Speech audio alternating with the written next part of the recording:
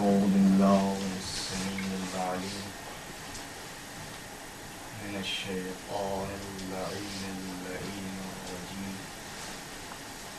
بسم الله الرحمن الرحيم. وبه نستعين وهو خير المعين. سبحان ربك رب العزة عما يصفون وسلام على المرسلين والحمد لله رب العالمين. والصلاة والسلام والتحية والإكرام على رسول الأنام سيد العرب والعجم شفيع الأمم أبي القاسم محمد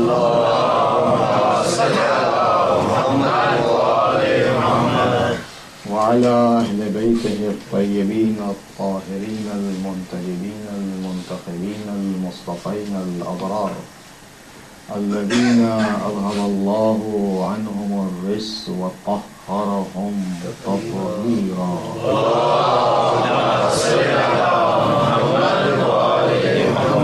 ولا سيما على صاحب العصر والأمر اللهم عجل فرجه الشريف وسهل مخرجه المنيف.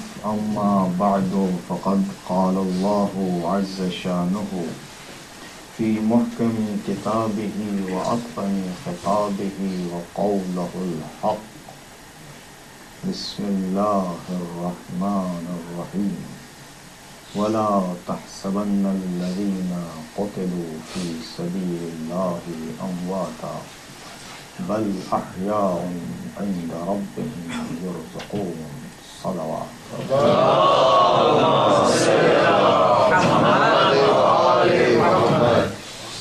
قرآن کریم، قرآن حکیم، قرآن عظیم جو رہنمائی کے لیے آخری کتاب ہے. رسول آخری ہے تو کتاب بھی آخری ہے، لیکن کتاب کے پڑھانے والے ابھی آخری نہیں ہیں. ایک آخری ہے جو جب تک قیامت نہ آئے، جب تک انسانیت کا کارواں زندہ اور سلامت ہے، امام اپنی حفاظت میں اور نگرانی میں اس انسانیت کے کارواں کو لے کر آگے بڑھ رہے ہیں اور قرآن حکیم کی تعلیم اور تربیت دے رہے ہیں. براہ راست نہیں، بالواسطہ، سامنے آ کر نہیں، بلکہ ان علماء برحق کے ذریعے کہ جنہیں ہم مراجع یا آیت اللہ کہتے ہیں. خدا جگ جگ جلائے آپ لوگوں کو اس یورپ میں بھی آپ نے احساس زیاں کیا ہے، اور اس سوچ کے ساتھ کہ ہماری چیزیں ضائع نہ ہونے پائے، اپنے آپ کو اور اپنے بچوں کو آپ مدرسہ اہل بیت سے جوڑے ہوئے ہیں. ڈاکٹر صاحب نے مجھے ایک عنوان دیا ہے اور وہ عنوان ہے زیارت عاشوراء کا. زیارت عاشوراء کا اگر مطالعہ کیا جائے تو یہ جو سوشل سائنسز ہیں، جو سوشالوجی ہے، جس میں تقریباً 25 سے 30 فنون اور علوم سے بحث کی جاتی ہے. اس میں سائیکولوجی بھی ہے، دین بھی ہے، انوائرمنٹ بھی ہے، خاندان بھی ہے، کرائم بھی ہیں، فضائل بھی ہیں، اور خاندانوں سے بھی بحث کی جاتی ہے. جو سوشل اسٹڈیز کے میں ہیں اور جو نہیں ہیں، ظاہر ہے سوسائٹی میں تو ہیں. ہر انسان کا تعلق سوشل ایکٹیویٹیز سے کسی نہ کسی حد تک رہتا ہے، تھوڑا یا بہت. یہ اور سی بات ہے کہ کچھ مطالعہ زیادہ کرتے ہیں، کچھ پڑھتے زیادہ ہیں، کرتے کم ہیں، کرتے زیادہ ہیں، پڑھتے کم ہیں. فرق ہے. تو یہ زیارت عاشورہ اچھا، سب سے پہلے بات یہ بحث کی جائے کہ سوشل سائنسز کا کام کیا ہے. سوشولوجی کا بنیادی طور پر کام یہ ہے کہ انسان کو یعنی شہری کو اچھا بنانا، کیا، اور اس شہری کے سامنے اچھائی اور برائی کا آئیڈیل پیش کر دینا کہ یہ اچھائیاں ہیں، اگر آپ یہ اچھائیاں کریں گے تو آپ اچھے کہے جائیں گے، یہ برائیاں ہیں، اگر آپ برا کام کریں گے تو برا کہا جائے گا.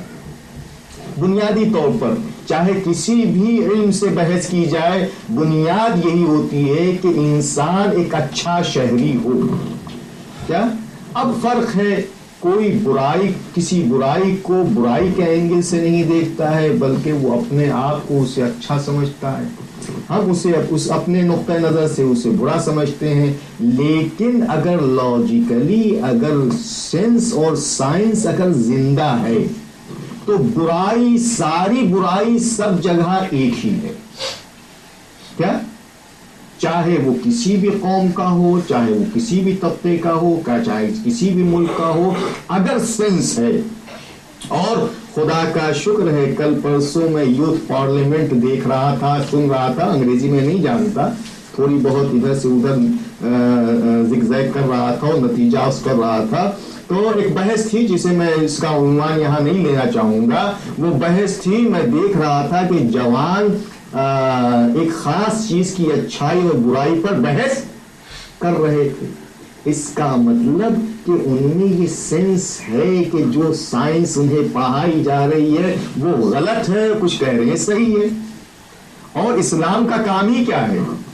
اسلام کا یا نبیوں کا یا قرآن کا کام ہی یہ ہے کہ انسان کو اچھائی کے معراج پر پہنچا دے. دعائے زیارت عاشورہ سب سے پہلے بحث کرتی ہے خاندان سے، پھر انوائرمنٹ سے، ماحول سے. کیا ابھی جب میں انشاءاللہ ترجمہ کروں گا تو سب سے پہلے وہ خاندان کا تعارف کراتا ہے کہ خاندان کیسا ہے، پھر انوائرمنٹ کا تعارف کرتا ہے کہ انوائرمنٹ کیسا ہے. پھر یعنی سوشل سائنسز میں 20-25 جو بحثیں ہیں یا زیادہ سے زیادہ اگر 30 بحثیں بھی لے لیں تو ہم اس میں سے 10 بحثوں کو زیارت عاشورہ میں ہم معین کر سکتے ہیں کہ یہ اگر آپ کی بحث ہے تو زیارت عاشورہ میں یہ بحث موجود ہے، اس سے ہم یہ فائدہ اٹھا سکتے ہیں. معافی کا خاص گاروں، میرے پاس وقت نہیں ہے، ڈاکٹر صاحب یہ بتا دیں کے لیے میرے لیے کتنا وقت ہے؟ نہیں 45 50 60 55 1.5 گھنٹہ کتنا صلوات پڑھیں تو 50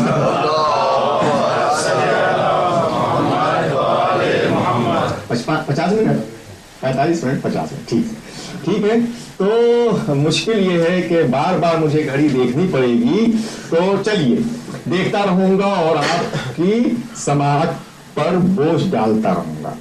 تو آپ نے یہ سمجھ لیا کہ زیارت پورا ہم تعارف نہیں پیش کر سکیں گے، اس لیے کہ پھر وہی بات کہ پورا تعارف یعنی ہمارا خیال ہے کہ آج مدرسہ اہل بیت اور مدرسہ عزاداری میں شاید ہم نے ایک نئے اینگل سے زیارت عاشورہ کا تعارف پیش کر دیا ہے. ہو سکتا ہے اس سے پہلے کسی نے پیش کیا ہو کہ سوشل سائنسز کا مطالعہ زیارت عاشورہ کے بہاف کیا جائے تو ممکن ہے کیا ہو، لیکن مجھے یقین ہے کہ نہیں کیا ہوگا. اس لیے کہ مشکل یہ ہے کہ زمانے کی ڈیمانڈ اور زمانے کے تقاضوں سے جو منبر پر عام طور پر آتا ہے وہ جانتے نہیں بیچارہ، ویری سوری. اور زمانہ جو زمانے کا کانسیپٹ ہے، جو زمانے کی ضرورت ہے، ہمارے یہاں زمانے کے اوپر جتنا زور دیا گیا ہے، اگر ہمارے لوگوں نے زمانے کو سمجھ لیا ہوتا. امام جعفر صادق علیہ الصلوۃ والسلام کا فرماتے ہیں کہ العالم بزمانہ لا یحجم علیہ اللوابس، جو زمانے کو جان لے گا اس کے اوپر زمانے حملہ نہیں کر سکتے. لیکن مشکل تو یہ ہے کہ ہم خدا کے سہارے مصلی پر بیٹھے اللہ اللہ کرتے رہتے ہیں اور بس اسی کے سہارے پر جیتے چلے جا رہے ہیں. جینے کا حق ہے نہیں جوانوں اور بزرگوں, ہمیں جینے کا حق نہیں ہے ان قوموں کے درمیان کہ جن قوموں کے پاس پروگرام ہے. آپ کے پاس کاؤنٹر پروگرام ہو پھر نو پروگرام.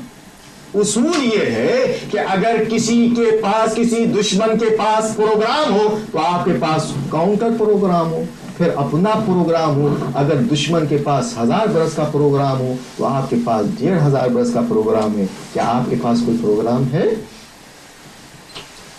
بتائیے, جلدی بولیے. ہے اچھا ماشاء اللہ.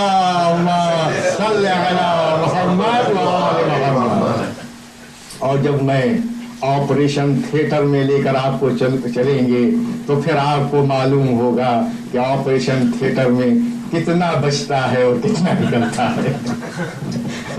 ٹھیک ہے, اب اس وقت میں قبل اس کے کہ اور بحث کروں, میں نے اسی لیے لکھ لیا تاکہ میں ذاکری نہ کروں. میں آج ذاکری, معاف کیجیے گا, میں آج ذاکری نہیں کروں گا. آج ایز اے لیکچرر میں کوشش کروں گا کہ لیکچر دوں, لیکن ایز اے اسٹوڈنٹس ہوتے ہیں نا, اسٹوڈنٹس میں جو ذہین ہوتا ہے, شاید میں بھی یہ شاید غلط کر رہا ہوں, اس میں مانیٹر بنا دیا جاتا ہے. تو میں اپنے آپ کو ایز اے لیکچرر نہیں ایز اے مانیٹر آپ کے سامنے پیش کر رہا ہوں. تو اور اچھے اسکول کا قاعدہ یہ ہے کہ جب اسکول بند ہو تو وہ اپنے بچوں کو ہوم ورک دے. ٹھیک ہے, تو آج قبل اس کے کہ میں اپنی بحث شروع کروں, ایک ہوم ورک آپ کو دینا چاہتا ہوں. چاہے وہ ہوم ورک 2 مہینے پورا کریں, چاہے 3 مہینے میں پورا کریں, چاہے 1 ہفتے میں پورا کریں, چاہے آنے والے سال تک پورا کریں. اگر پورا کر لیں گے تو میں آپ کا شکر گزار ہوں گا. یہ ہوم ورک اس لیے ہے کہ سوسائٹی ڈیولپمنٹ اور فیوچر پلاننگ کے لیے ہمارے لیے کچھ آپ ہماری مدد کریں گے. ہمیں آپ کی ضرورت ہے, آپ ہی کے لیے, اپنے لیے نہیں. کیا ہمیں ضرورت ہے؟ وہ سوال کیا ہے, ہوم ورک کیا ہے؟ 2 سوال ہے. سب سے پہلے تو آپ مسلمان ہیں, ٹھیک ہے, شیعہ بعد میں. پہلے ہم لا الہ الا اللہ محمد رسول اللہ صلی اللہ علیہ وسلم. تو سب سے پہلے ہم مسلمان ہیں, کلمہ لا الہ الا اللہ پڑھتے ہیں, اور 2 چیزیں ہم بولتے ہیں, ایک کیا, دین, اور دوسرا مذہب. دین الگ ہے اور مذہب الگ ہے. مذہب دین نہیں, دین مذہب نہیں. یہ اور سی بات ہے کہ ایک دونوں سے, ٹھیک ہے, یا اگر موقع ملا تو شاید بتا سکوں, نہیں تو آگے بڑھوں گا. تو 2 سوال ہے. پہلا سوال بحیثیت مسلمان کے, ہمارے اور آپ کے نبی احمد مصطفیٰ محمد مصطفیٰ صلی اللہ علیہ وسلم فرمان گرامی قدر ہے, فرماتے ہیں من اصبح ولم یہتم بامور المسلمین فہو لیس بمسلم. یہ ایسی حدیث ہے کہ اتفاق یہ ہے کہ سنی شیعہ دونوں متفق ہیں. یعنی یہ نہیں کہتا شیعہ کہ نہیں یہ سنی روایت ہے, سنی یہ نہیں کہتا کہ شیعہ روایت ہے.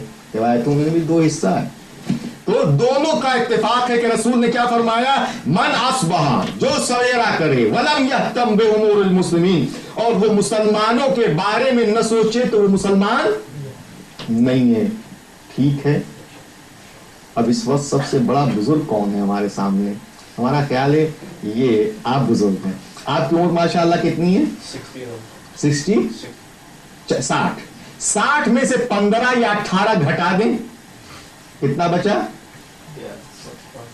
45 انٹو 365 کتنا ہوا؟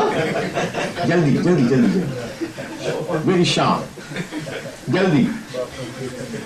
ہاں یہ کر رہے ہیں, شاباش.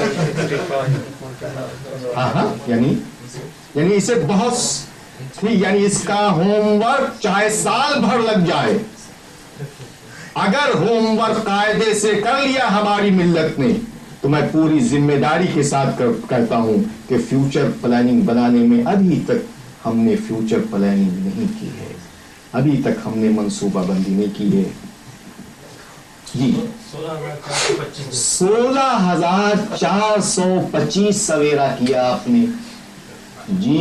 ماشاء اللہ خدا نظر بد سے بچائے. ابھی آپ جگ جگ جیئیں اور جگ جگ شمع رسالت روشن کریں. اب یہ بتائیں کہ 16,000 میں اور گھٹا دیجیے, 10,000 مان لیجیے. میں عمر نہیں گھٹا رہا ہوں. 10,000 سویرا آپ نے کیا تو کیا 10,000 پرابلم کے بارے میں آپ نے سوچا؟ شاید نہیں. کیا نہیں. اور 90.99% ایسا ہی ہے, چاہے وہ سنی ہو چاہے وہ شیعہ ہو. سچ بتاؤ مسلمانوں, اگر ہمارے اندر 1.25 ارب مسلمان نہیں, صرف پوری دنیا سے چنے ہوئے 72 لوگ یا 110 لوگ اگر صرف صبح کریں تو مسلمان کے پرابلم کے لیے اٹھیں, تو مسلمان کے پرابلم کے لیے, تو کیا کوئی پرابلم آج پرابلم رہ جاتی؟ میں پوری ذمہ داری کے ساتھ کہتا ہوں کہ آج ہمارے اندر کسی بھی قسم کا پرابلم نہیں ہوتا, بلکہ دوسری قومیں آ کر کہتی ہیں کہ آپ کے یہاں کوئی پرابلم نہیں ہے, ہمارا یہ پرابلم ہے, سالو کیجیے. پوری ذمہ داری کے ساتھ کہہ رہا ہوں. صلوات کو پڑھیے.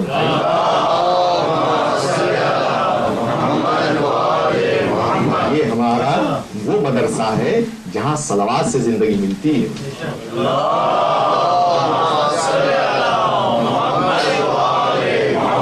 ٹھیک ہے, اب آج سے آپ سوچنا شروع کریں گے کہ کتنا سوچا, کتنا نہیں سوچا اور کیوں نہیں سوچا. کیا ہوتا کیا, ہم قرآن پڑھتے ہیں, پڑھتے کہ گزر جاتے ہیں, تبرکن پڑھتے ہیں, عاشورہ زیارت عاشورہ پڑھتے ہیں اپنے پرابلم کو حل کرنے کے امتحان میں پاس ہو جائے, خدا جہاں جگہ ہماری ڈیوٹی فٹ ہو جائے اس کے لیے. لیکن زیارت عاشورہ میں جو آئیڈیل زندگی ہے اس کو اپنانے کی کوشش نہیں, یعنی اپنے ذاتی پرابلم کو حل کرنے کے لیے اس کا یوز کرتے ہیں. اے کاش کہ اس کا یوز ذاتی پرابلم نہیں, سوسائٹی کے پرابلم کو حل کرنے کے لیے ہم استعمال کریں. صلوات پڑھیں محمد.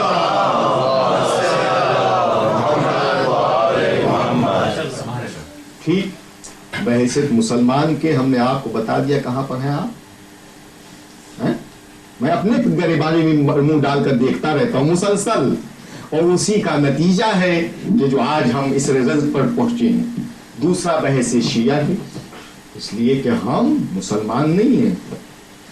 کیا پوری ذمہ داری کے ساتھ کہتے ہیں ہم صرف مسلمان نہیں, ہم شیعیان حیدر کرار ہیں.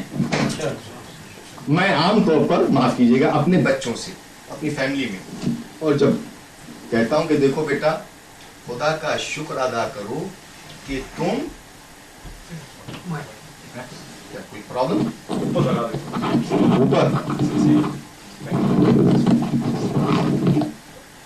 صلوات پڑھیں.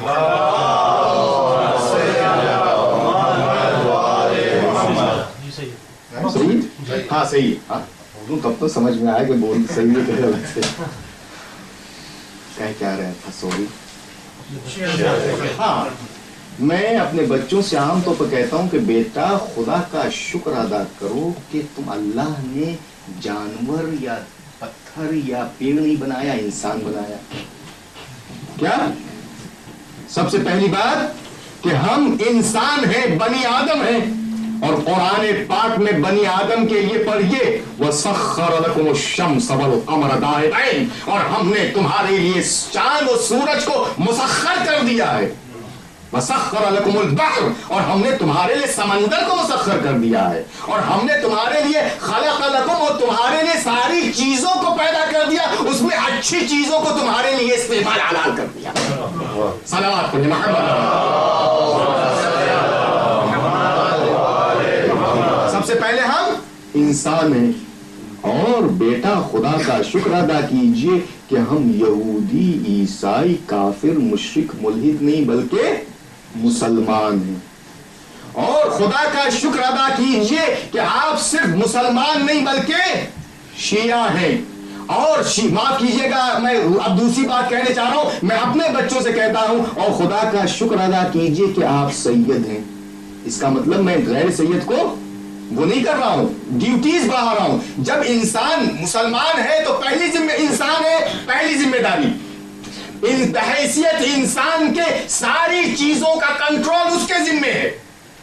زمین کو کیسے زندہ رکھنا ہے اس کی ذمہ داری, زمانے کو کیسے زندہ رکھنا ہے اس کی ذمہ داری, آسمان پر کمندے کیسے ڈالنا ہے اس کی ذمہ داری, زمین پر صحیح طریقے سے کیسے چلا جائے, کیسے چلایا جائے انسان کی ذمہ داری, زمین کا صحیح استعمال کیسا کیا جائے اس کی ذمہ داری. یعنی دنیا کی ساری کائنات کے صحیح استعمال کی ذمہ داری انسان کی ہے. اور انسان اگر صحیح ذمہ داری کے ساتھ سمجھ لے کہ کائنات کو کیسے یوز کیا جا سکتا ہے تو وہی اس دنیا میں حکومت کر سکتا ہے. صلوات پڑھیں محمد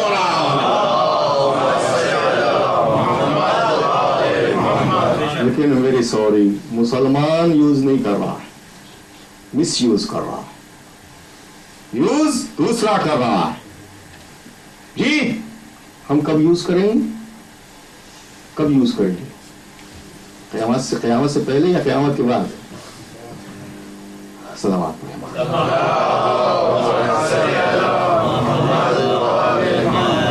تو پہلی ذمہ داری بحیثیت انسان, دوسری ذمہ داری بحیثیت مسلمان کی کہ اگر صحیح انسان کسی پیکر میں وہ ہو سکتا ہے تو اسلام کی, اس لیے کہ اسلام ہی نے ایک لمٹ معین کی ہے ہر چیز کی, سسٹمیٹک وے میں ہر چیز کو ایک لمٹ دیا ہے, ایک متوازن اس کو اصول دیا ہے. یہ چیز لمٹ کے اندر, یہ چیز لمٹ کے اندر, کوئی چیز ان لمٹ نہیں ہے.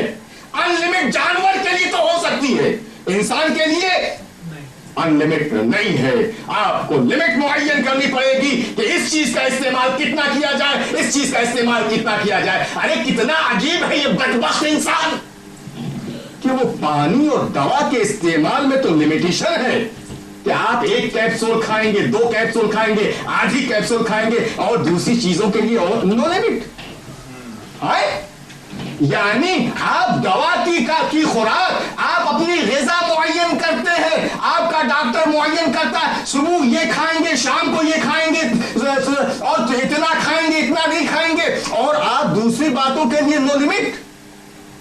تو اس کا مطلب یہ ہے کہ آپ سائنس اور سینس اور لاجیکل آپ کی تھاٹ نہیں ہے, آپ کی فکر نہیں ہے, آپ کہیں تو لاجیکل سوچتے ہیں اور کہیں ان لاجیکل ہو جاتے ہیں, اور یہی انسان کا پرابلم ہے. تو بحیثیت انسان, بحیثیت مسلمان, تو اسلام وہ واحد دین ہے کہ اس نے لمٹ معین کی ہے. اس کے بعد پھر شیعہ کے بعد پھر سید. پھر میں کہتا ہوں بیٹا خدا کا شکر ادا کرو کہ کمبخت مولوی کو بیٹے ہو. کیا؟ اس لیے کہ بحیثیت مولوی کی ہماری ذمہ داری بہت ہے. یعنی یہ ذمہ داریاں ہیں کہ آپ انسان ہیں, مسلمان ہیں, شیعہ ہیں, سید ہیں, مولوی ہیں, اور اگر مولویوں میں بھی عام مولوی نہیں, ایک ذمہ دار مولوی ہے تو پھر چھٹی ذمہ داری, 6 ذمہ داریوں کو پورا کرنا. اگر ہم ان 6 ذمہ داریوں کو پورا کر لیں تو ساری 6 جہتیں ہماری ہوں گی. مشرق ہمارا ہوگا, مغرب ہمارا ہوگا, شمال ہمارا ہوگا, جنوب ہمارا ہوگا, ہر جگہ پرچم اسلام لہرا رہا ہوگا. صلوات پڑھیں محمد.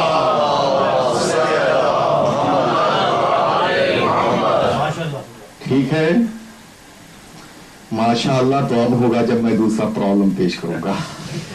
صلوات پڑھیں جوان.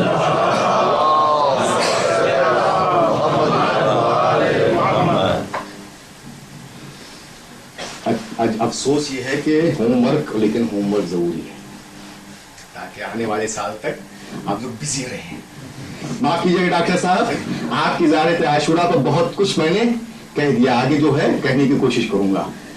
کیا میں پروفیشنل ذاکر نہیں, کیا میری کوشش ہوتی ہے کہ میرے سامنے ہماری ملت کی حالت ہے, اس حالت کو بدلنے کی کوشش کروں. صرف رلا دوں اور واہ واہ کرا کے چلا جاؤں, یہ ہماری خیانت ہے. یعنی میں اپنے طور پر یہ سمجھتا ہوں کہ میں خیانت کر رہا ہوں, اس لیے کہ جو چیز میں چاہتا ہوں کہ اپنے قوم تک پہنچے, اگر نہ پہنچا پاؤں تو یہ خیانت ہے. اب عام طور پر ہم لوگ 12ویں امام زمانہ اجل اللہ تعالی ماننے والے ہیں نا؟ پکا؟ بالکل صحیح. اچھا، عام طور پر ہم یہ کہتے ہیں کہ امام زمانہ کی حکومت میں ہم زندگی بسر کر رہے ہیں، یہ صحیح ہے؟ ٹھیک ہے. کسی حکومت میں زندگی بسر کرنے کے کچھ اصول ہوتے ہیں، ٹھیک ہے. اور عام طور پر ہمارا قاعدہ کیا ہے کہ جب امام زمانہ اجل اللہ تعالی نام نامی آتا ہے تو جھک جاتے ہیں یا زیادہ کھڑے ہو جاتے ہیں. تو کیا ہماری ڈیوٹیز پوری ہو گئی؟ جی قاعدے سے بولیے بھائی، جو ڈر گئے. نہیں، ڈیوٹیز پوری نہیں ہوئی. یہ تو ہمارا سلوٹ ہے، یہ ہمارا احترام ہے جو ہم امام زمانہ اجل اللہ تعالی فروز شریف کو جھک کر یا کھڑے ہو کر دیتے ہیں. سلوٹ سے ذمہ داری پوری نہیں ہوتی، فرنٹ خالی نہیں چھوڑنا چاہیے.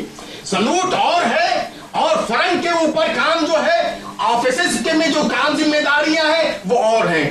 تو اب ہوم ورک یہ ہے کہ ہر شخص، بچہ، بوڑھا، عورت، مرد، سب اپنے گھر جا کر بیٹھے اور کہے کہ ہماری ذمہ داری اس حکومت، امام زمانہ کی حکومت میں کیا ہے. 1 2 3 4 5 6 10 110 72 92 313 کتنی ذمہ داریاں ہیں، اور ان ذمہ داریوں میں سے 1 2 3 کتنی پوری کر پا رہے ہیں، اور جو 4 5 6 نہیں پوری کر پا رہے تو کیوں نہیں پوری کر پا رہے ہیں. آیا مولوی کمبخت گناہگار ہے یا ہم؟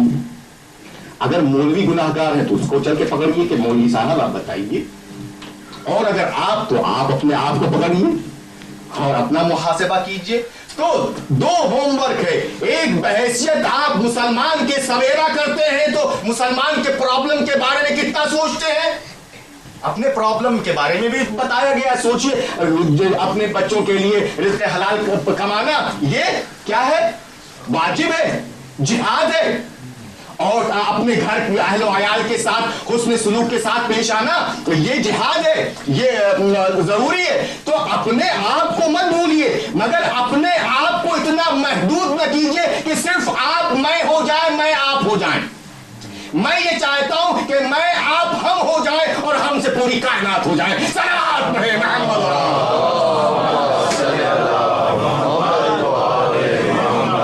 بحیثیت مسلمان روح سے بحیثیت امام زمانہ اجل اللہ تعالی فروز شریف کے کہ ہم نے کتنا آپ آگے بڑھ جائیے اور آگے آ جائیے. صلوات پڑھتے رہیے، آگے بڑھتے رہیے.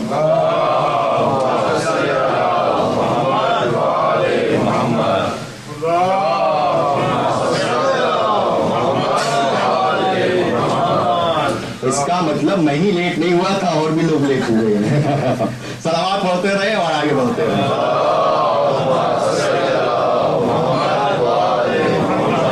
تو آپ لوگوں نے ہوم ورک سنا جی؟ سمجھ میں آیا؟ سمجھ میں آیا؟ کب تک پورا کریں گے؟ 1 ہفتے کا ٹائم دوں، 2 ہفتے کا، 3 مہینے کا، سال بھر کا؟ کتنا ٹائم لیتے ہیں؟ اس فاسٹ زمانے میں 1 سال کا زمانہ لے رہے ہیں. سوچ سے کیا فرق پڑے گا؟ سوچ تو لیں گے تو سوچ نہیں. اگر آپ واقعاً میں پوری ذمہ داری سے، اگر اتنے مجمع میں صرف 5 مرد اور 2 عورتیں بھی سوچ لیں تو ہمارے لیے بہت ہے.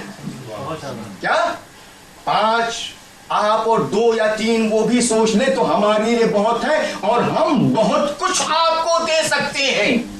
پوری ذمہ داری کے ساتھ کہہ رہا ہوں، اور اس لیے دے سکتا ہوں کہ رسول مقبول صلی اللہ علیہ وآلہ وسلم کا فرمان گرامی قدر فرماتے ہیں کہ 70 سال کی عبادت کرنے والے کی عبادت 1 گھنٹے کی سوچ پر بھاری ہے.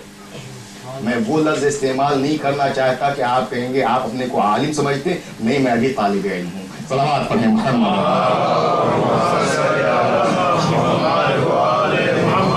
اور ہوم ورک کا مسئلہ بھی بتا دوں کہ آپ یہ مت پریشان ہوں گے کہ وہ ذمہ داریاں تو بہت ہیں مگر ان ذمہ داریوں کو ادا کیسے کیا جائے. اس لیے کہ ہر شخص سے جو है उस शख्स के लिहाज से जिम्मेदारी दी जाएगी, इसलिए कि ऑफिसेस सारे के सारे क्लोज हैं। इमाम ज़माना अजल्लाहु ताला फरोज शरीफ की हुकूमत के होमवर्क वो एजुकेशन ऑफिस बंद, हेल्थ ऑफिस बंद, इकोनॉमी ऑफिस बंद, सोशल एक्टिविटीज बंद, सारे ऑफिसेस बंद। तो फिर इन ऑफिसेस में काम कौन करेगा? आप ही तो करेंगे, और आप उस वक्त करेंगे जब अपने आप को बांटेंगे। काम, सारा काम कोई नहीं कर सकता, उस वक्त तक हो सकता है कि कामों को बांट ले, टीम वर्क बना लें। टीम वर्क बना लेंगे, आप काम करते चले जाएंगे, वरना अगर टीम वर्क नहीं बनाएंगे, कामों को नहीं बांटेंगे, तो आप कोई काम नहीं कर पाएंगे। अरबी का एक मकूला तलबुल कुल फौतुल कुल, सब चीजों का चाहना सारी चीजों का हकारत करना है। लेकिन हमें चाहिए सब, क्या हमें चाहिए सब, तो हम सारी चीजों पर उसी वक्त कंट्रोल हासिल कर सकते हैं जब हमारी यूनिटी, हमारे अफराद कामों को बांट ले कि ये हमारा काम है, ये हमारा काम है, ये हमारा काम है। और अगर आप हमको चाहेंगे तो हम भी बैठकर आपको बताएंगे कि आपने ये सोचा है, और अगर सोचा है तो इसको इस तरीके से किया जा सकता है, इसको इस तरीके से किया जा सकता है। इसलिए कि हम बगैर सोचे हुए कोई प्रॉब्लम की रिजेक्ट नहीं करते, हम पहले होमवर्क कर लेते हैं, मसाइल का हल तलाश कर लेते हैं। हम जब कहते हैं कि हमारे दुश्मन के पास अगर 1000 का प्रोग्राम हो तो हमारे पास 1500 का प्रोग्राम, तो खुदा का शुक्र है हमारे पास प्रोग्राम है कि हम किस तरीके से कहां तक पहुंचे। हमारा प्रोग्राम यह है कि कुरानिक साइंस लेबोरेटरी के जरिए अब तक ये होता है कि कोई यहूदी हो, मुशरिक हो, काफिर हो, मुनाफिक हो, बेचारा कोई साइंसी अजूबा पेश करता, हम कहते हैं ये कौन सी बड़ी बात है, कुरान पाक में 1400 बरस पहले लिखा हुआ था, ये कहते हैं ना। अरे आपकी ड्यूटी, आपकी जिम्मेदारी ये थी कि आप ये कहते कि मौजूदा साइंस ये कह रही है और हमें कुरान ये फ्लश कर रहा है, लिहाजा अब हमें यहां तक चलना है, और वहां तक जाकर कहें कि देखिए आपकी साइंस यहाँ से कुरान यहाँ ले जा रहा है, सलावत पढ़े मोहम्मद और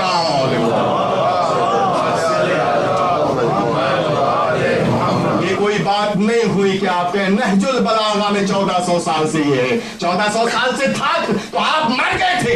आप कहां थे? आपको मौजूदा जमाने को बताना चाहिए था कि कुरान में ये मौजूद है। तो लिहाजा आखिरी हमारा गोल कुरानिक साइंस लेबोरेटरी है, और उसमें हमें वर्कर्स चाहिए। और जाहिर है कि हम पढ़े लिखे लोगों के सामने, खुदा का शुक्र है, मुझे बहुत खुशी है, महसूस हो रही है कि ऐसे मुंतखब लोगों के सामने बात करने की कोशिश कर रहा हूं, और शायद मैं मैसेज पास कर रहा हूं, और मैं वक्त ज़ाया खुदा का शुक्र है नहीं कर रहा हूं। अब होमवर्क मैंने दे दिया, अब देखता हूं कि मेरे असल टाइम कितना बचा। सलावत पढ़ें मोहम्मद।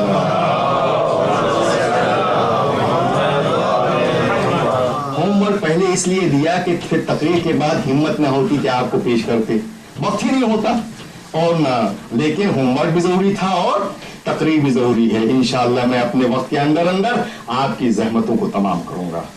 और हकीकत यह है कि मैंने पहले से कुछ चीजें लिख ली थी, और अभी जब बच्चा तिलावत कर रहा था, माशाअल्लाह बहुत अच्छे तरीके से आपने पेश किया।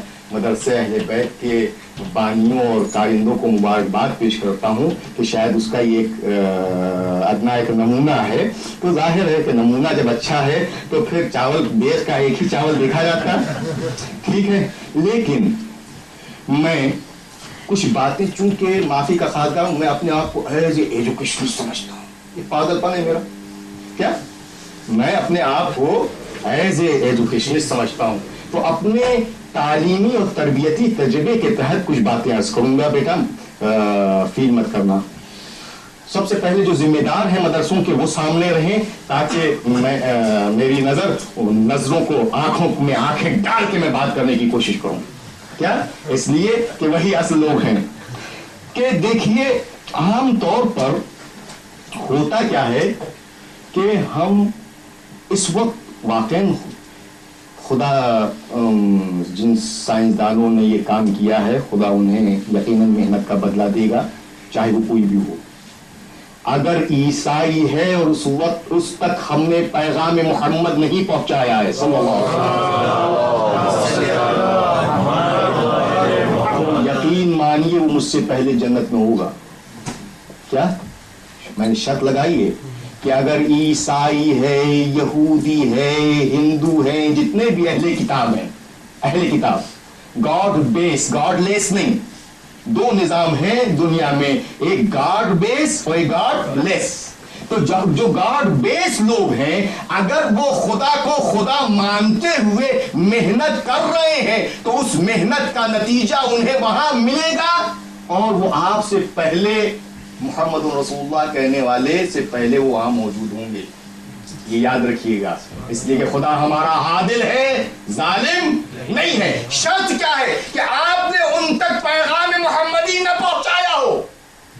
اگر آپ نے بحیثیت پیغامبر کے پیغام پہنچایا ہے کہ دیکھیے عیسیٰ تک بات نہیں ٹھہرتی بلکہ محمد تک آئیے, موسیٰ تک بات نہیں ٹھہرتی بلکہ محمد تک آئیے, اگر آپ نے پیغام پہنچایا ہے اور اس نے پیغام سمجھنے کے بعد ٹھکرایا ہے تب تو جہنم میں جائے گا. لیکن آپ پیغام نہیں پہنچایا آپ نے اور اس تک پیغام نہیں پہنچا تو یقیناً ہم سے پہلے جنت میں ہوگا. صلوات پڑھیں محمد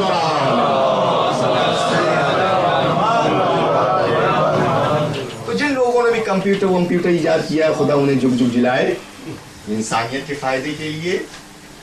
میں عام طور پر ایک خطرناک بات بہت کہتا ہوں, کہیں اور مت کہیے گا, چپکے سے کہہ رہا ہوں.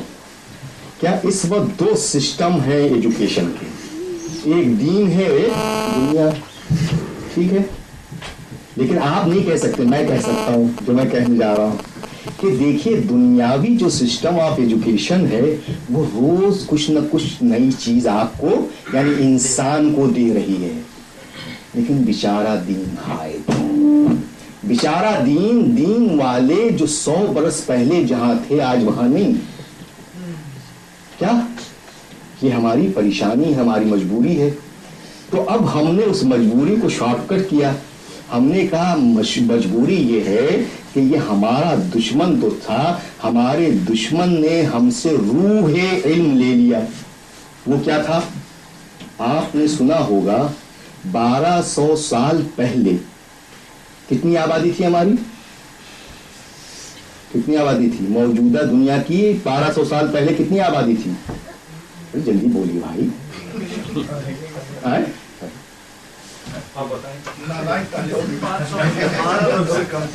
جی ابھی نہیں, 1/4 بھی نہیں تھی, ٹھیک ہے, نوٹ کیجئے. اور 1200 سال پہلے ہمارا ایک مدرسہ ہے جس مدرسے میں تقریباً 5000 اور 4000 طالب علم ہیں. ایک مدرسے میں, مدینے کے مدرسے میں 4000 اور 5000 ہیں. کوفے کے مدرسے کی بات نہیں کر رہا ہوں, حلے کے مدرسے کی بات نہیں کر رہا ہوں, نجف کے مدرسے کی بات نہیں کر رہا ہوں, ٹھیک ہے, دوسرے اور جو اسلامی ممالک ہیں ان کی بات نہیں کر رہا ہوں. صرف ایک مدرسے میں 4 اور 5 ہزار اسٹوڈنٹس پائے جاتے ہیں. اس وقت جب ہماری آبادی کی 1/4 نہ تھی تو آج کتنی آبادی ہونی چاہیے ہمارے اسکولوں میں مدرسوں میں؟ جلدی بتائیے. ملینز. لیکن کیا اتنے ہیں؟ نہیں. کیوں نہیں ہے؟ دس از پرابلم, بہت بڑا پرابلم ہے. کیوں نہیں ہے؟ اس سوال کا جواب ہم نے اس لیے, کوئی کہے گا کہ مولانا صاحب اس لیے وہاں تھے کیونکہ رسول کا نواسا, رسول کا پوتا قرآن پڑھاتے تھے, حدیث پڑھاتے تھے اور تمام چیزیں اوریجنل لوگ لیتے تھے. ہم کہیں گے نہیں, ایسی بات نہیں ہے. قرآن اور حدیث اور فقہ کے ساتھ ساتھ ایک طرف اگر قرآن پڑھایا جا رہا تھا تو دوسری طرف جابر ابن حیان کوفی پیدا کیا جا رہا تھا. اس لیے مجمع تھا کہ اگر ایک طرف جابر پیدا کیا جا رہا تھا تو دوسری طرف میڈیکل سائنس کا ماہر مفضل ابن عمر پیدا کیا جا رہا تھا, اور اس لیے وہاں مجمع تھا. آج جب دوسروں نے, ہمارے دشمن نے مطالعہ کیا, مطالعہ کرنے کے بعد دیکھا اچھا اس کے یہاں یہ جان پائی جاتی ہے, اس نے ہمارے اندر سے وہ جان کھینچ لی اور ہم بے جان آگے مردے کی طرح بڑھتے چلے جا رہے ہیں. صلوات پڑھیں محمد.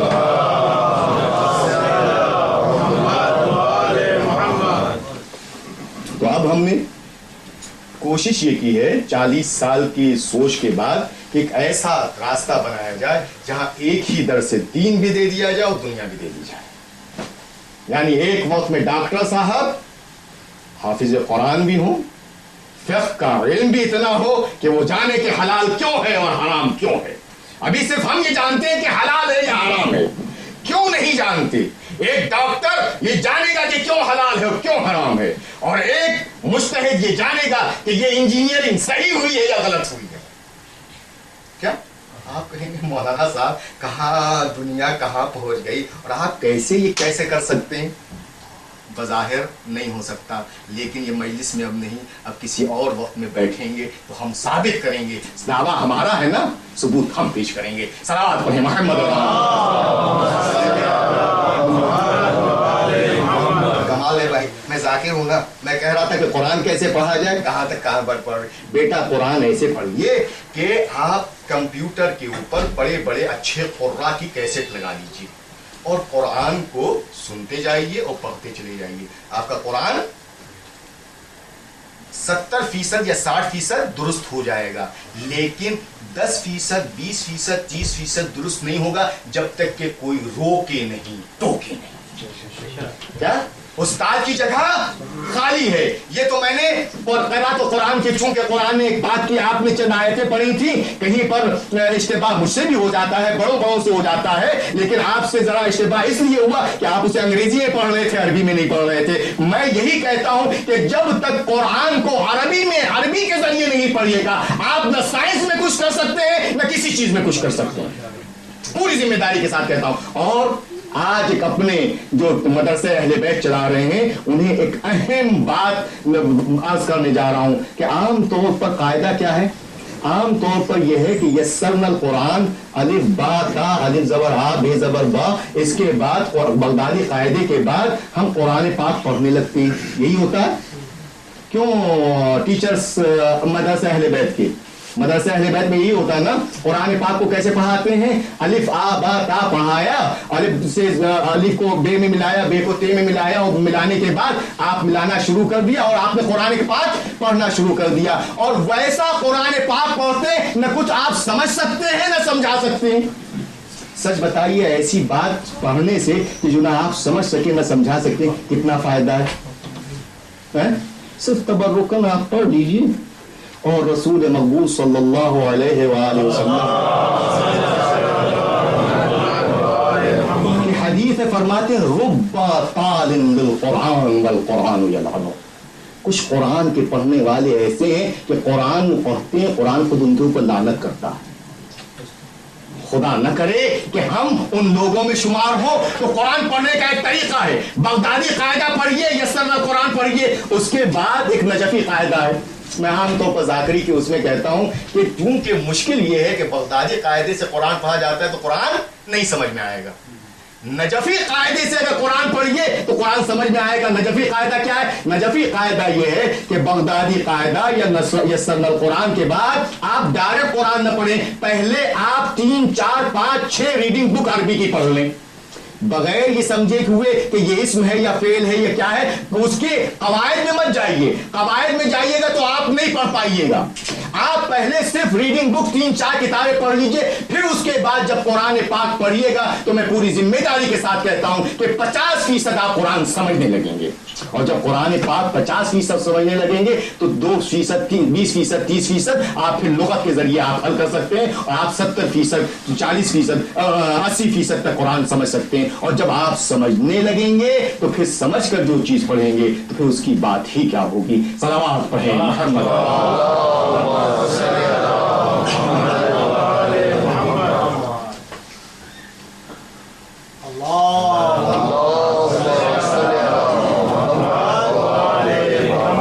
ہاں, بہت موٹا موٹا لکھا ہے, زیادہ مہین نہیں لکھا ہے, میں بہت جلدی. اب عام طور پر 2 چیزیں ہمارے درمیان میں, قرآن اور دوسرے حدیث. اور عربی ادب میں یا زبان میں, کسی بھی زبان میں, انگریزی کا ادب ہو یا اردو کا ادب ہو یا کسی بھی زبان کا ادب ہو, اس میں کچھ اصناف معین کیے جاتے ہیں. مثلا یہ شاعری ہے، شاعری میں غزل ہے، مرثیہ ہے، نوحہ ہے وغیرہ وغیرہ، یہ ادب ہے، یہ افسانہ ہے، یہ ناول ہے، یہ افسانچہ ہے، یہ ہسٹری ہے، یہ سائنس ہے وغیرہ وغیرہ، تمام چیزیں آپ اسے تقسیم کرتے ہیں. تو ہمارے یہاں دو چیزیں ہیں، قرآن اور حدیث. اور یہ آج جو ہمارا موضوع بحث ہے وہ ہے حدیث کا ایک حصہ. تو حدیث کے کتنے اصناف ہیں؟ حدیث، اس کے پہلے میں نے عرض کیا تھا کہ حدیث کے کیا معنی ہے. حدیث کا ایک اور معنی ہے جس کے معنی ہے حدیث یعنی بات چیت. کیا؟ حدیث بات چیت. لیکن حدیث وہ ٹرمنالوجی جسے ہم استعمال کرتے ہیں، اس ٹرمنالوجی میں، اس اصطلاح میں حدیث اسے کہتے ہیں جو محمد صلی اللہ علیہ وسلم اور ان کے اہل بیت سے ہم تک باتیں پہنچی ہوں.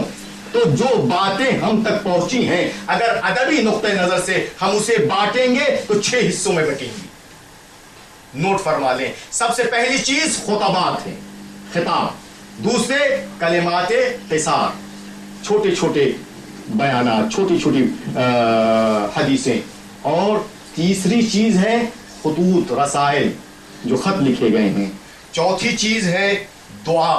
پانچویں چیز ہے مناجات. اور چھٹی چیز ہے زیارت. زیارت اور زیارت عاشورہ کا آج ہمارا عنوان تھا. اور عام طور پر جب ہم حدیث سے بحث کرتے ہیں تو اس سے پہلے عرض کر چکا ہوں کہ پہلے ہم سلسلے سند کو دیکھتے ہیں کہ یہ کہاں سے اور کس سلسلے سے ہم تک پہنچی ہے. زیارت عاشورہ ہمیں 2 اماموں کے ذریعے ملی ہے، 2 معصومین کے ذریعے ملی ہے. ایک امام محمد باقر علیہ الصلوۃ والسلام اور ایک امام جعفر صادق علیہ السلام. قربان جائیں ہماری جانیں، امام جعفر صادق علیہ الصلوۃ والسلام فرماتے ہیں اپنے صحابی سے کہ میں ضمانت لیتا ہوں، میرے والد ضمانت لیتے ہیں، میرے دادا ضمانت لیتے ہیں، یہاں تک کا ضمانت کا سلسلہ رسول تک پہنچتا ہے اور رسول کے پاس اللہ تک پہنچتا ہے کہ اللہ ضمانت لیتا ہے کہ جو اس دعا کو، اس زیارت کو پڑھے اس کے لیے یہ خیر و برکت ہے جو آپ کتابوں میں پڑھ سکتے ہیں. اور اب ادب، نثر ہو یا نظم، کوئی بھی حصہ ہو، اس کا قاعدہ یہ ہے کہ وہ بلند سے بلندتر خیالات ہوتے جائیں. کیا؟ اگر پہلے مصرے میں کوئی بات کہی گئی ہے تو دوسرے مصرے میں انسان کی فکر آگے بڑھے، تیسرے میں اور آگے بڑھے، چوتھے میں اور آگے بڑھے. یہ عام طور پر نظام ہے، سسٹم ہے تخلیق کا. تو اب میں نے آپ سے عرض کیا تھا کہ زیارت عاشورہ سوشل سائنسز کے نقطۂ نظر سے پڑھا جائے، اور اب دوسرا نقطۂ نظر پیش کر رہا ہوں کہ اسے ادب کے نقطۂ نظر سے پڑھا جائے. تو آپ محسوس کریں گے کہ جو خیالات ہیں وہ بلند سے بلند تر ہوتے جا رہے ہیں. اور اس زیارت میں 16 پیراگراف ہیں، 16 یا 18، زیادہ کیجئے گا تو 18-19 پیراگراف ہیں، ورنہ 16 پیراگراف ہیں. اور پیراگراف میں ظاہر ہے کہ آپ جانتے ہیں کہ ایک بات کو کہی جاتی ہے تو 16 یا 19 پیراگراف میں سب سے پہلا جو پیراگراف ہے اس میں ہم کہتے ہیں بسم اللہ الرحمن الرحیم. السلام علیک یا ابا عبداللہ، سلام ہو اے ابا عبداللہ.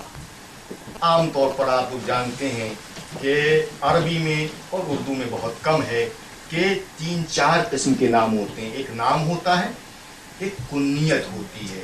کنیت کہتے ہیں یعنی اگر بیٹا یا بیٹی ہے تو اس کے اعتبار سے، مثلا کسی کا بیٹا علی ہے تو ابو علی کہا جائے، یعنی علی کا بیٹا. بیٹی ہے زہرا ہے تو کہا جائے ابو زہرا. تو یہ کنیت کے نام سے. اور کنیت عام طور پر تہذیب، عربی تہذیب یہ ہے کہ کسی کا نام دوست ہو یا ساتھی ہو وہ نام نہیں لیتے بلکہ احتراماً اسے کنیت سے پکارتے ہیں. تو یا لقب ہو یا انسان کا تخلص ہو. تو یہ ابا عبداللہ کنیت ہے ہمارے اور آپ کے مظلوم امام حسین علیہ السلام.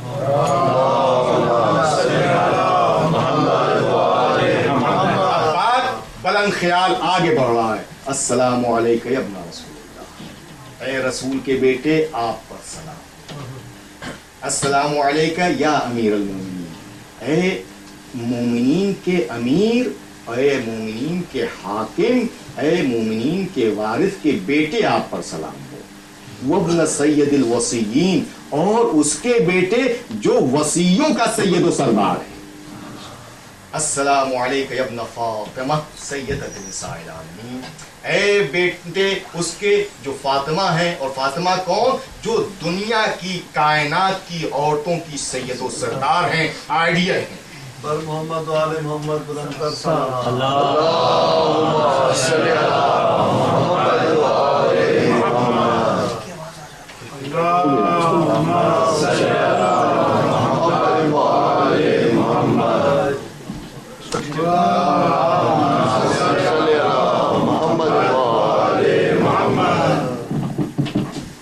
ٹھیک ہے. اب میں آخری لمحوں پر آ رہا ہوں. اور السلام علیکہ یا طار اللہ وابن طارہ. اب یہاں پر جن مترجمین نے، جن ترجمہ کرنے والوں نے ترجمہ کیا ہے، میں ان سے اتفاق نہیں کر رہا. کسی نے کہا کہ اے انتقام خدا اور اے انتقام خدا کے بیٹے. کسی نے کہا اے خون خدا اور اے خون خدا کے بیٹے. میں اسے قبول نہیں کرتا، بلکہ بات یہ ہے کہ تارک کے مطلب ہے طلب، جس کی چاہت ہو، جس کی آرزو ہو، جس کی تمنا ہو، جس کی خواہش ہو. تو حسین خواہش خدا ہے، حسین آرزو خدا ہے، حسین تمنائے خدا ہے. اے تمنائے خدا کے بیٹے اور تمنائے خدا کے بیٹے کے بیٹے، صلوات پڑھیں محمد.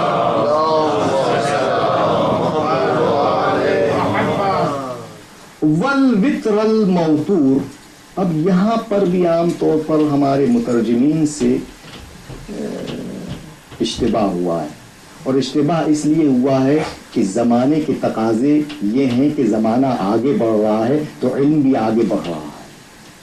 کیا میں یہ نہیں کہہ رہا ہوں کہ میں زیادہ عالم ہوں. یقیناً جن لوگوں نے ترجمہ کیا ہے مجھ سے بزرگ ہیں، مجھ سے بڑے عالم ہیں، لیکن شاید روا روی میں عام طور پر کہتا ہوں کہ غلطی دو قسم کی ہوتی ہے، ایک سوچ کر غلطی اور ایک بغیر سوچے غلطی. تو کام بھی ایسی ہوتا ہے، ایک کام کرنا ہے اور ایک سوچ کر کرنا ہے. تو جب ہمیں ڈاکٹر صاحب نے عنوان دیا تو میں سوچ میں پڑ گیا کہ کروں تو کیا کروں، اس لیے کہ میں نے فارمولا نمبر 2 اپنایا تھا اور حدیث کسائی کو کہا تھا کہ عشروں میں پڑھوں گا. انہوں نے کہا مولوی صاحب اسٹاپ، آپ نے فارمولا نمبر 2 نہیں چلے گا، آپ زیارت عاشورہ پڑھیے.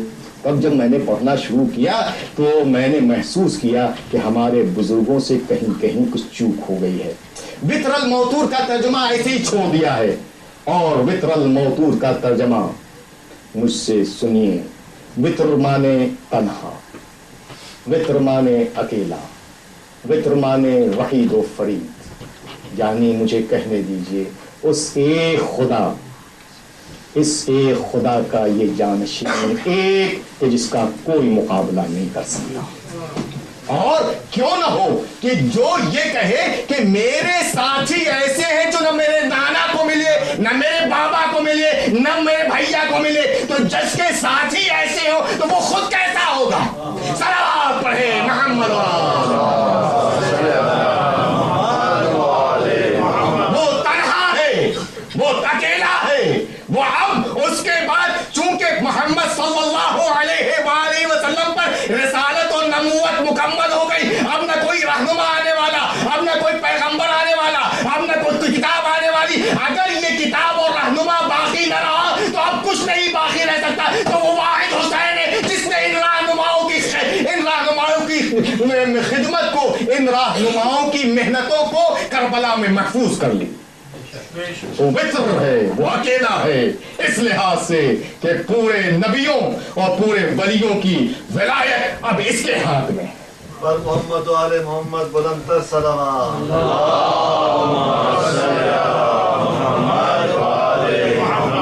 سوری میں آگے بڑھ گیا. میں ابھی اپنے آپ کو کنٹرول کرتا ہوں. وتر الموتور، اور وہ کہ جس کے ابھی خون کا بدلہ لینا باقی ہے. آگے بس ایک لفظ اور بتر الموتور السلام علیک وعلی الارواح التي حلت بفنائک. اللہ اکبر. سلام ہو آپ پر اور ان روحوں پر جو آپ کے، بعض لوگوں نے کہا جو آپ کے ساتھ دفن ہوئی. روح کہیں دفن ہوتی ہے؟ روح تو معراجوں پر ہوتی ہے، روح نہیں دفن ہوتی، جسم دفن ہوتا ہے. کیا؟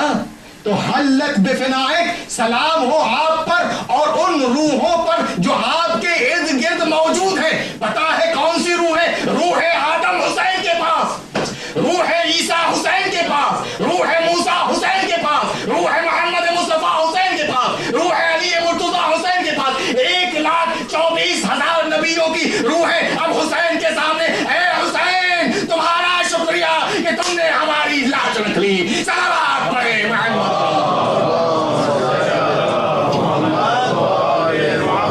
ابھی حق بہت ہے جسے ادا کرنا ہے، لیکن اب حق ادا کریں اس امام مظلوم کا جس کے لیے ہم نے صف ماتم بچھائی ہے، جس کا لقب سید الساجدین ہے، جس کا لقب امام زین العابدین ہے. علی ابن الحسین کارواں کا نگہبان ہے. کربلا نام ہے. شریعتوں، کتابوں، رسالتوں، نبوتوں، خدمتوں، توحید، نبوت اور ساری چیزوں کی حفاظت کا نام کربلا ہے. اور زین العابدین اور زینب نام ہے کربلا کی محافظت کا. کربلا محفوظ ہم تک نہ پہنچتی اگر یہ دو شخصیتیں زین العابدین اور جناب زینب سلام اللہ علیہ ہوتی. آج ہمیں ماتم کرنا ہے امام زین العابدین علیہ الصلوۃ والسلام کا. امام زین العابدین علیہ الصلوۃ والسلام کی مصیبتیں ایک نہیں، بہت ساری مصیبتیں ہیں. ان ساری مصیبتوں کو چھوڑتا ہوا آگے بڑھتا ہوں. ایک وہ وقت آتا ہے کہ مدینے میں پہنچتے ہیں، مدینے میں استقبال کے لیے محمد حنفیہ آگے آتے ہیں. آنے کے بعد چچا نے بھتیجے کو گلے سے لگانا چاہا. بھتیجے نے چیخ کر کہا امو جان، امو جان. اللہ اکبر. محمد حنفیہ نے کہا پر بیٹا کیا بات ہے؟ کہا بات کچھ نہیں ہے. ارے دیکھ نہیں، خاردار توف تھا، ہاتھوں میں ہتکڑیاں تھی، پیروں میں بیڑیاں تھیں، اور اتنا لاغر ہو چکا ہوں کہ بدن چور چور ہے. اللہ اکبر. آپ کربلا کے بعد زیادہ تر روتے رہے، زیادہ تر عبادت کرتے رہے، زیادہ تر دعاؤں کے ذریعے ہماری رہنمائی کرتے رہے. ارے صحیفہ سجادیہ معلوم ہے؟ صحیفہ سجادیہ صرف الحمدللہ رب العالمین کی تفسیر ہے. صرف صحیفہ سجادیہ الحمدللہ رب العالمین کی تفسیر ہے. اور وہ ایسی تفسیر ہے جس میں ساری تعلیمات کے ساتھ ساتھ امام فرماتے ہیں معبود ہمیں توفیق کرامت فرما کہ ہم اپنے بچوں کی تربیت کر سکیں. اللہ تعلیمی لحاظ سے امام زین العابدین علیہ الصلوۃ والسلام فرماتے ہیں معبود ہمیں اس بات کی توفیق کرامت فرما کہ ہم اپنے بچوں کی تربیت کر سکیں. ہاں ایسے امام کو جو خاموشی کے عالم میں مسجد میں بیٹھے ہوئے صرف دعائیں پڑھتا تھا یا روتا رہتا تھا یا خدمت خلق کے لیے آدھی رات میں نکل کر لوگوں تک ان کے حقوق پہنچاتا تھا، اس امام کو بھی ملعون برداشت نہ کر سکا. زہر سے شہید کر دیا گیا. جناب امام عالی مقام کی شہادت ہوتی ہے. تاریخ کا بیان ہے کہ مدینے میں سب سے زیادہ مجمع امام زین العابدین علیہ الصلوۃ والسلام کے جنازے میں تھا. امام زین العابدین اور یہ امام محمد باقر علیہ السلام آپ قابل مبارکباد ہیں کہ آپ کے والد کا جنازہ بہت طلوع احتشام سے اٹھ رہا ہے اور آپ کو موقع مل رہا ہے کہ آپ اپنے والد کو بروقت دفن کر رہے ہیں. اللہ اکبر. یہی امام ہے کہ جو فرماتے ہیں کاش کہ میں مر گیا ہوتا، میں اپنے والد کو، میں اپنے چچا کو، میں اپنے بھائیوں کو اور پر دفن نہ کر سکا. اللہ اکبر. جناب امام محمد باقر علیہ الصلوۃ والسلام نے نماز جنازہ پڑھائی. جنازہ بڑے طرح کے احتشام سے اٹھا. اللہ اکبر. وہ علیہ کا نعرہ بلند تھا. امام محمد باقر تشریف لاتے ہیں، قبر کھودتے ہیں، قبر میں امام زین العابدین کو سپرد کرتے ہیں. لیکن ہاں، ایک قبر امام زین العابدین نے بنائی تھی، ایک قبر امام محمد باقر بنا رہے ہیں، لیکن دونوں قبروں میں فرق ہے. جب امام زین العابدین علیہ السلام نے قبر اپنے والد کی بنائی تھی اور جب قبر کھودنی شروع کی تھی تو 2 ہاتھ لکھتے تھے لاؤ میرے بیٹے کو لے آؤ. اللہ اکبر. امام زین العابدین نے سپرد کر دیا. ان دونوں ہاتھوں کو سپرد کرنے کے بعد مٹی ڈالی. مٹی ڈالنے کے بعد آپ نے اپنے رخسار کو رکھا، رونا شروع کیا.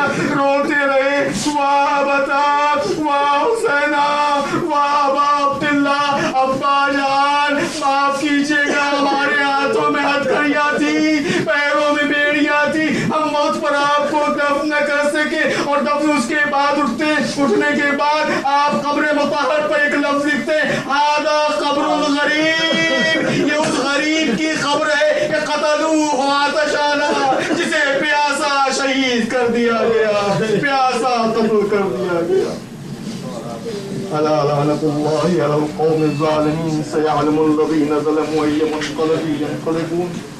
ہمارے صالحہ کی توفیق کرامت فرما، ہمارے گناہگار انہیں بخش دے، ہمارے چھوٹے چھوٹے اعمال کو قبول فرما لے، ہمیں اس بات کی توفیق کرامت فرما جب ہمارے امام زمانہ کا ظہور ہو تو ہم علم میں، فکر میں، کردار میں، رفتار میں، گفتار میں اس لائق ہوں کہ ان کے خادموں میں اپنا نام شامل کر سکیں.